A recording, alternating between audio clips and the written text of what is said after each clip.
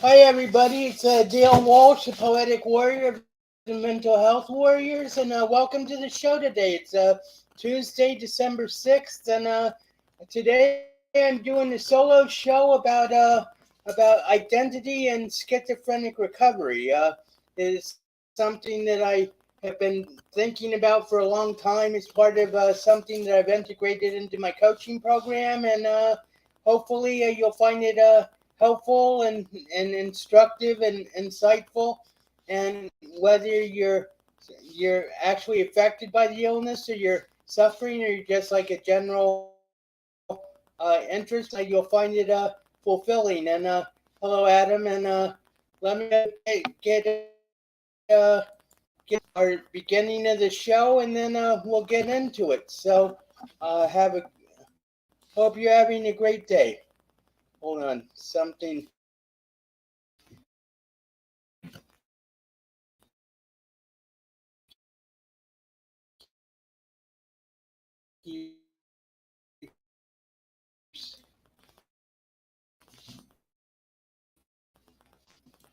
Sorry.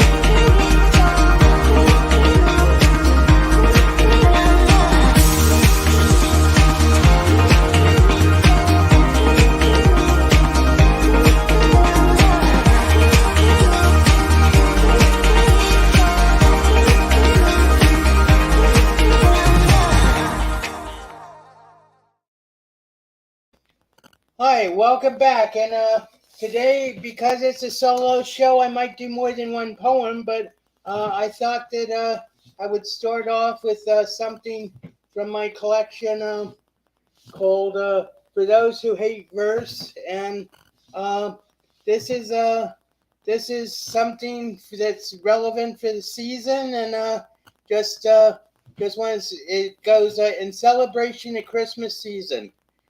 Let us worship the anointed baby, who represents all humanity may be. Blessed in the sacred Father's sight, who brought into world salvation light.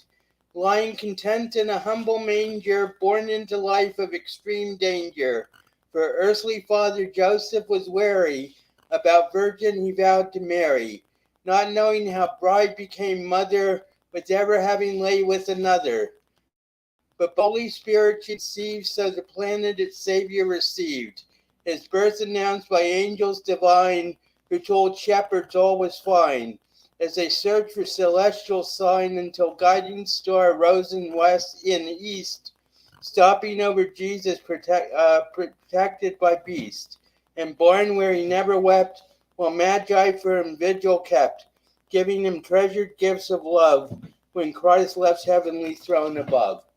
So that's my Christmas poem for today, and welcome everybody. It's great to be here. I hope you're all having a great day, and just want to start today. I'm going to talk about identity, and both the identity of the person with the schizophrenia, diagnosed with the schizophrenia, and also the identity of the caregivers who I'm going to coach, who I do coach, and how to cope and how to better serve themselves and their loved ones. So, first off, maybe we should just start this exploration of identity by saying what schizophrenia is. Schizophrenia is a mental disease that people don't understand how it comes about.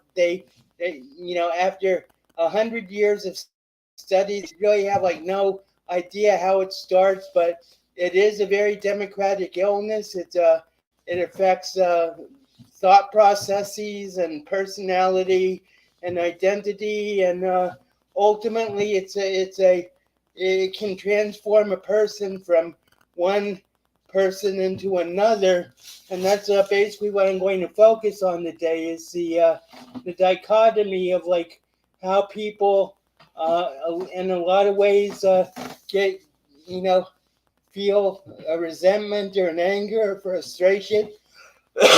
Excuse me.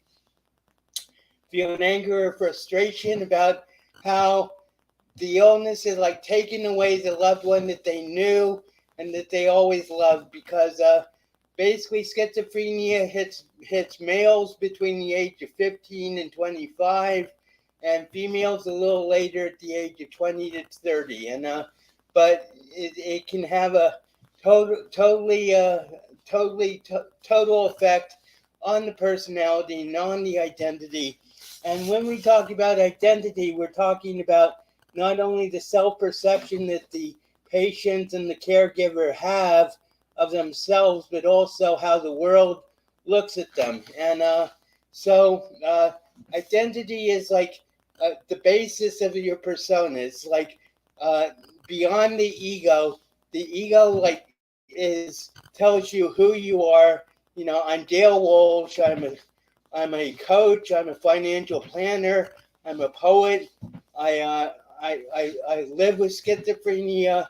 I don't have schizophrenia. I'm not a schizophrenic, which is something that took me a long time to understand and overcome that label.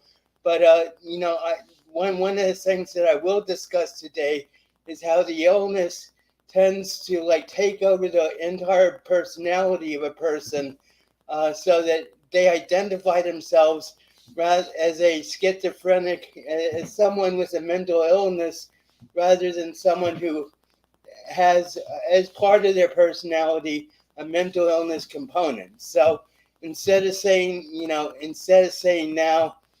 as I used to, I'm a schizophrenic, now I say I'm a person who has been dealing with the effects of schizophrenia for 47 years. And that in itself is pretty extraordinary, I think, because a lot of my friends and a lot of the people that I know who are schizophrenic are no longer of this earth. And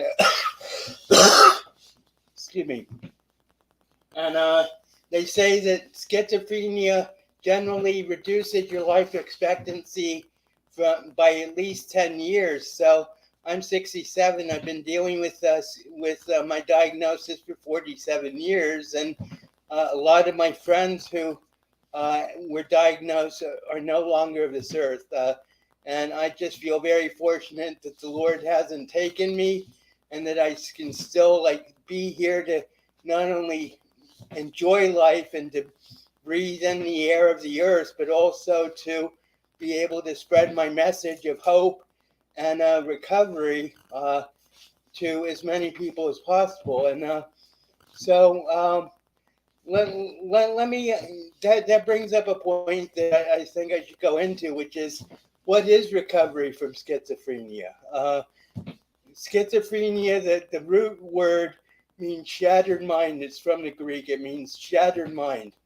And what happens with schizophrenia is the whole personality structure of a person is often fractured, and whether it's by delusions or hallucinations or disorganized thought, or other symptoms such as persecutory delusions, where you think you're being pursued by the FBI, or my personal delusion was I thought I was God, and it took me 10 years of being in that delusion before I finally had an event in my life that made me realize not only that I wasn't God, but how sick I'd been thinking I was God. And even at the height of my illness, I also always felt a higher power was above me, but I felt that I was sort of like on the earth to represent God, so that he could take a vacation after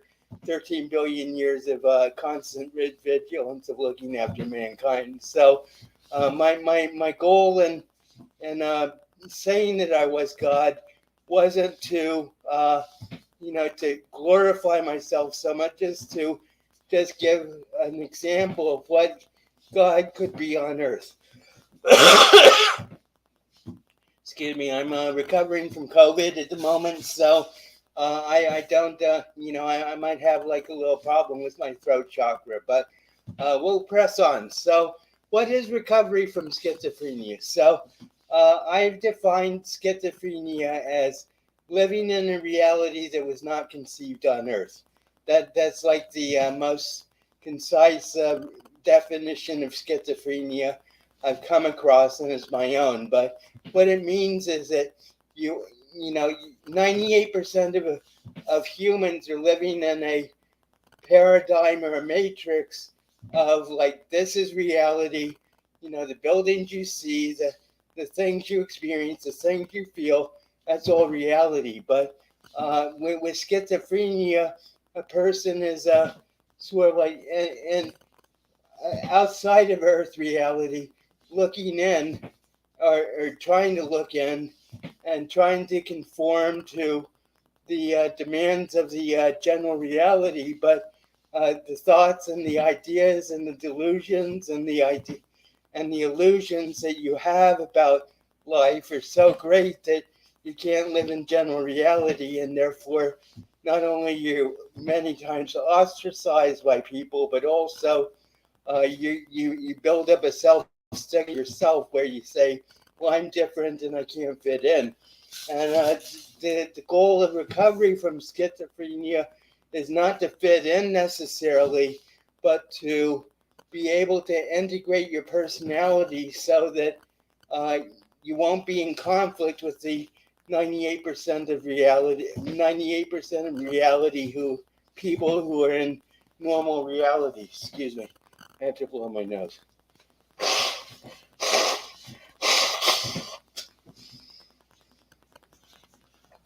Sorry about that. So, consequently, the goal of recovery isn't to change yourself back into the person that you were before the illness, but it's rather to integrate your new personality into the world that you exist in. And it took me. I admit that I was very fortunate in that I got psychiatric help that was like extraordinarily thorough. I was in a psychiatric program for 5 years. I had therapy, private therapy 3 times a week, and group therapy 2 times a week. And I realized that it was a very fortunate but difficult situation for me to exist in. In fact, it would get so claustrophobic with people focusing on their illness so much all the time that I was actually hospitalized 9 times. And I would go to the hospital just like to meet normal people, even though the people in the hospital obviously weren't like normal in the conventional sense of the word. But I realize that at this point in time, with the mental health system, if a person or a patient gets like 30 minutes more than once a month with a psychiatrist, then he's very lucky. And the system is so overwhelmed with need that a lot of people don't even get a social worker, or psychologist, or psychiatrist to like be able to see them. And there's a big controversy about how helpful talk therapy is as opposed to medication only therapy. My personal feeling is that talk therapy is not essential, but it's very helpful. And but the bottom line is that because of the overwhelm of this mental health system that's occurring, more and more people are depending on their families and on temporary fixes to dealing with their illness. And therefore the need for understanding of not only schizophrenia but all serious mental illness by the family members and the caregivers who are dealing with the affected patient.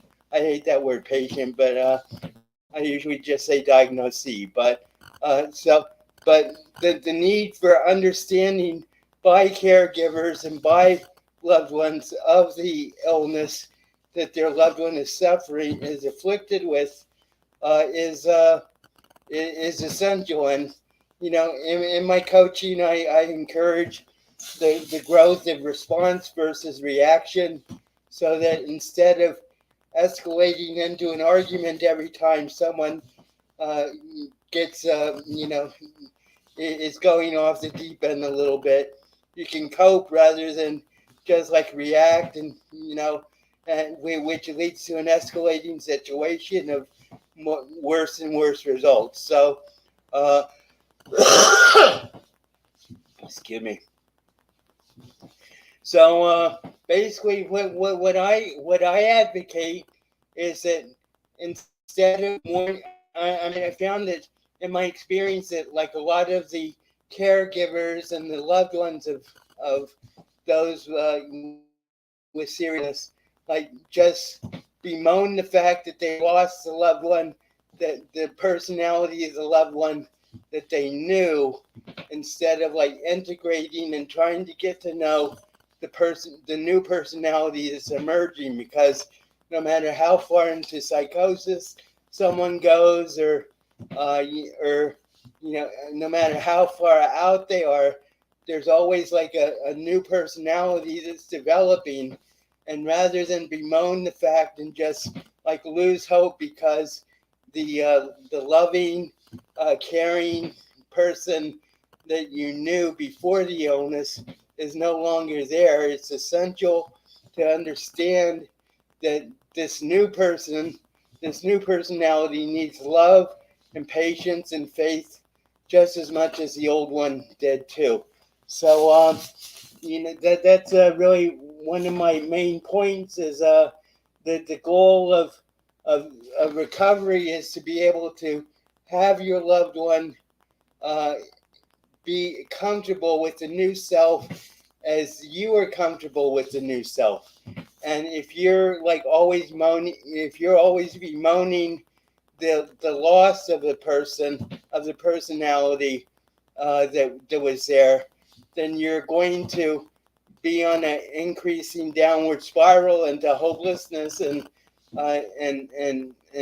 frustration, because ultimately you got to deal with what you got. So uh, the the the goal is to understand and to integrate uh, the new personality into someone who can be comfortable in themselves. And one thing that I always go on about, and people might think this is I'm doing sort of like a broken record, um, but agnosignosia, which is a term that was popularized by Dr. Javier Amador in the book "I'm Sick and I Don't Need Help," which is an excellent manual to begin to deal with a loved one who has been diagnosed. And but and the focus of the book is a symptom called anosognosia, ANOSOGNOSIA. And what that means is a term taken from neurology for stroke victims who don't realize that they've lost mental cognizance of who they are and everything. So consequently, anosognosia is like sort of like what it means is that a person is unable to understand the symptomologies that they're undergoing.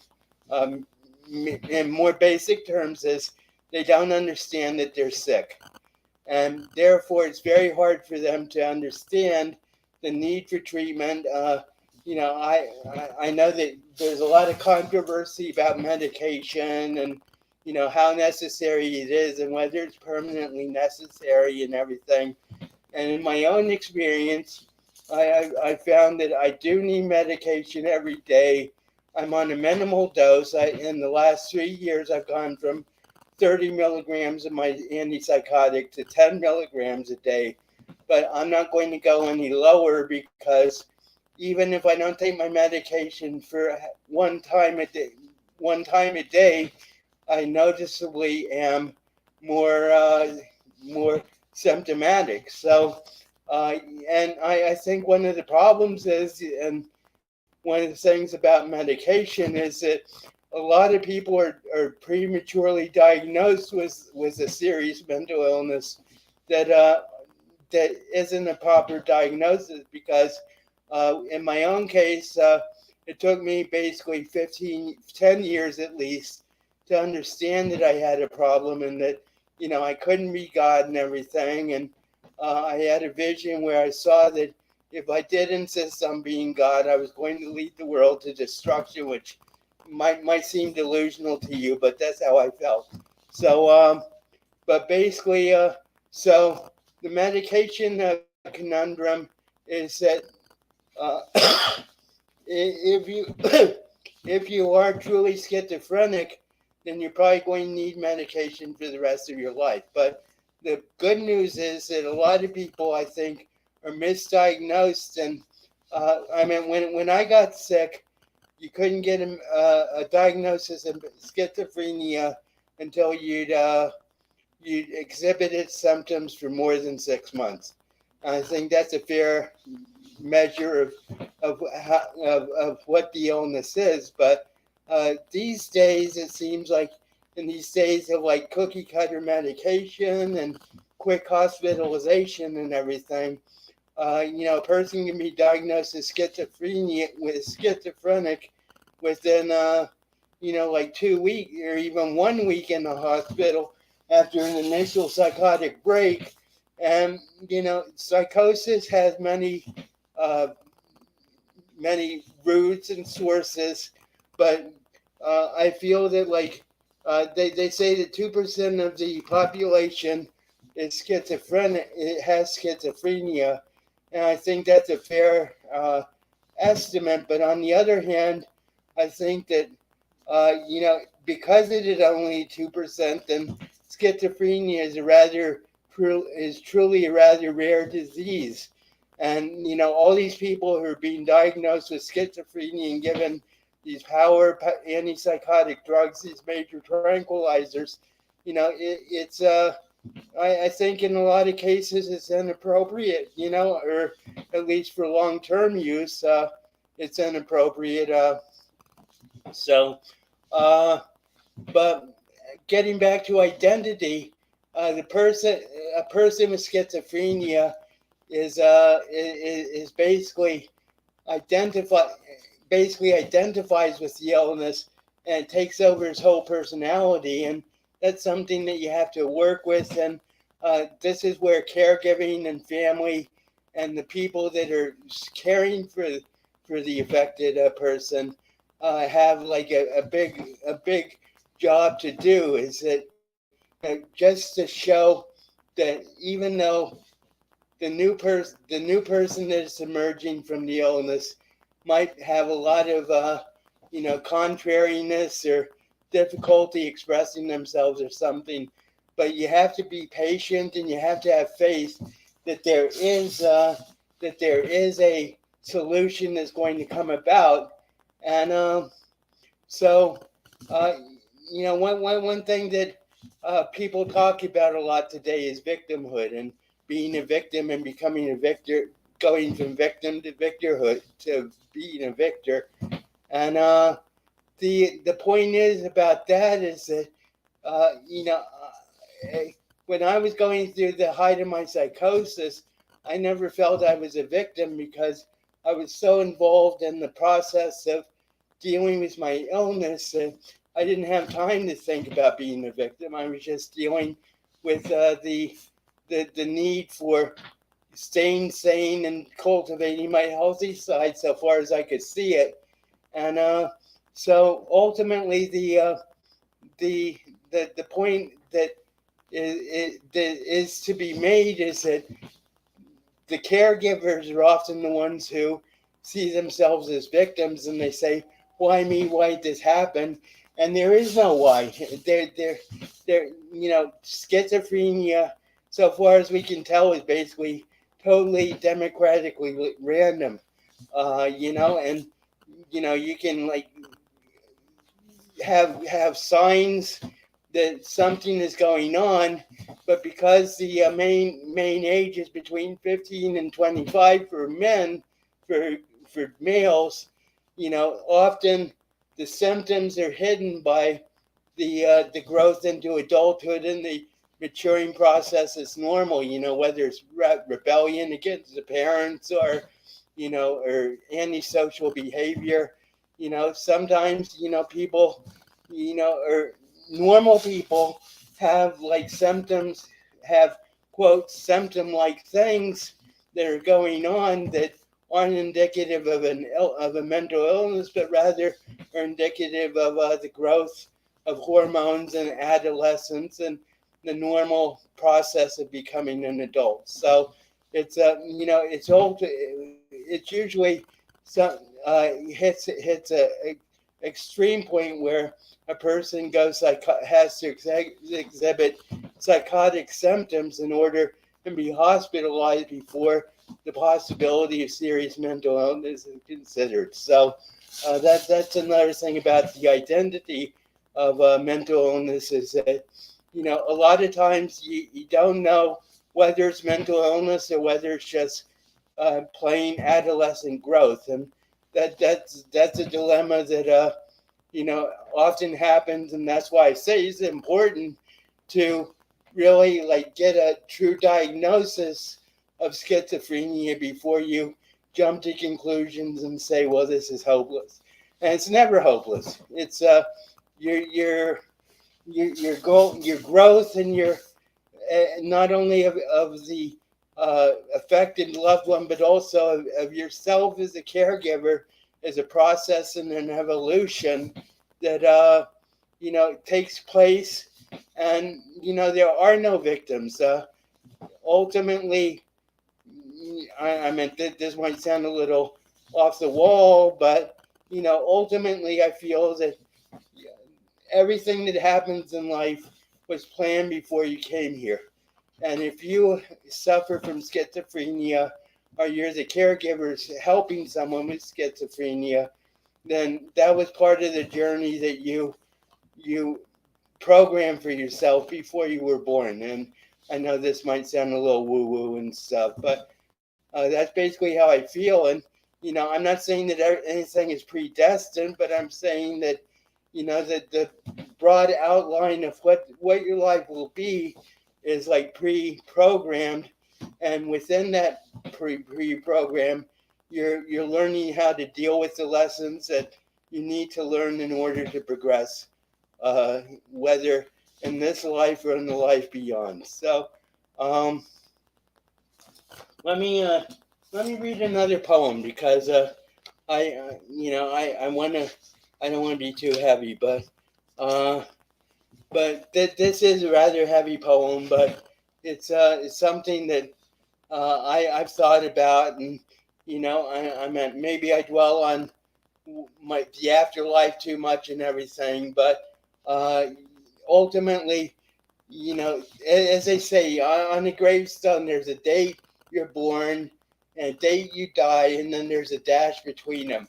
And everybody's life is a dash between. So, you know, what you make of that dash is what you choose.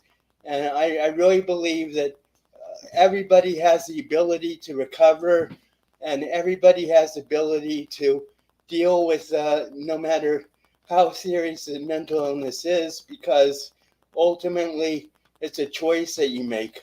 And if you choose to give up and say it's hopeless, and uh, you know uh, the quote I bear in mind always is, it was attributed to Henry Ford, but I heard that it was actually Confucius that said this first. But it goes, if you think you can or you think you can't, you're both right. So everything is mindset. Everything is the ability to say, well, this might be going on. It's difficult. It's a challenge, but ultimately I can overcome by just being positive and continuing to act in ways that are going to improve myself. So this poem is called "When This Life Is Over."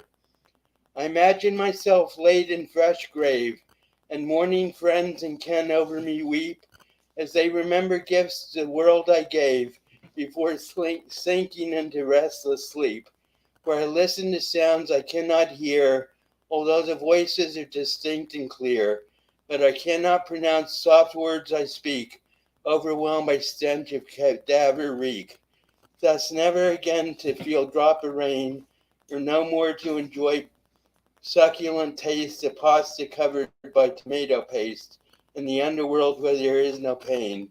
After I leave behind this lonely place, setting soul free to soar through time and space. So that's another poem I wrote. This one is from my first collection, Seraphim on the Cusp of Spring.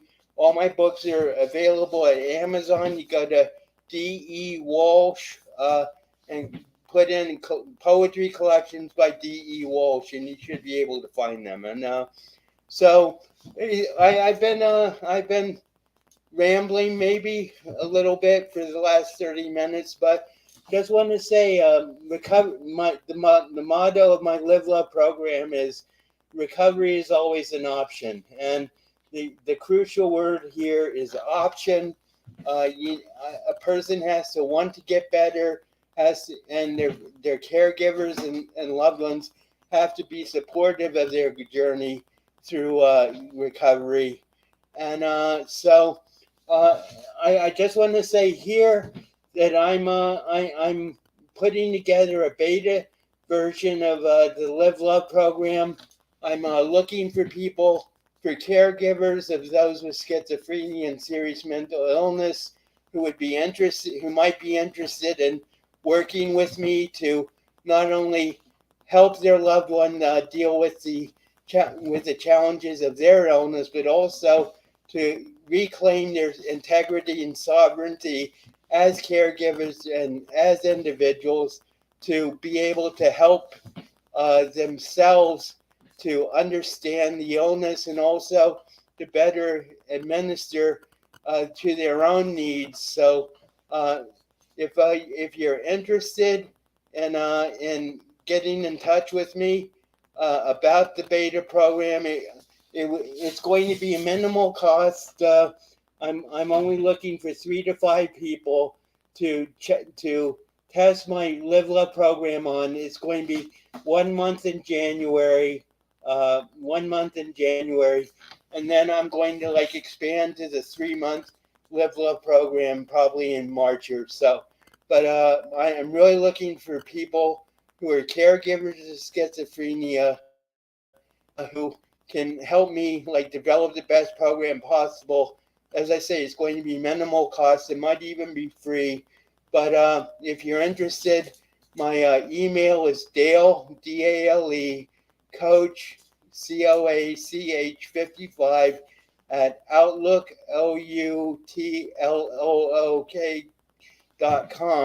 That's DaleCoach55 at Outlook.com. And if you're interested in finding out more about me, my website is www.do, which are my initials, DEW, livelove.net. And that's my website. You can go there and get information, and you can contact me through that too. So let me just that people have. It says, I don't see any questions. I'll wait a few seconds to see if there are any questions people want to ask me. But thank you very much for attending to me today.